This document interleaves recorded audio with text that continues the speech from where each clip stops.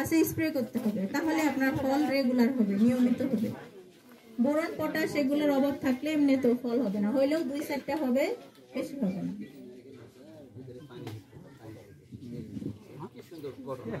শুনেছি, ছবি উঠাইছি।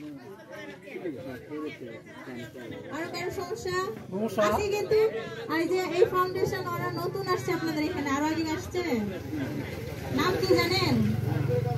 না ওদের নাম কি, ওই ফাউন্ডেশনের নাম কি জানেন? আয়োজক যে আজকে জানেন না, ধ্রুবতারা ফাউন্ডেশন।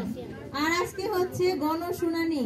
শুনানি মানে বুঝেন তো, আপনাদের কোনো দাবি দাওয়া থাকলে, আপনাদের হচ্ছে কোনো ধরনের প্রশ্ন থাকলে, সেইগুলার কোনো প্রবলেম থাকলে সেগুলো সলভ করার চেষ্টা করবে। আপনাদের বাইসা নেওয়ার কারণ কি? এই আজকে এই গ্রামে কি হরিপুর সোনারপাড়া এখানে প্রোগ্রাম করার কারণ কি জানেন? এই ওরা লক্ষ্য উদ্দেশ্য বলে নাই, আমি বলি। সেটা হচ্ছে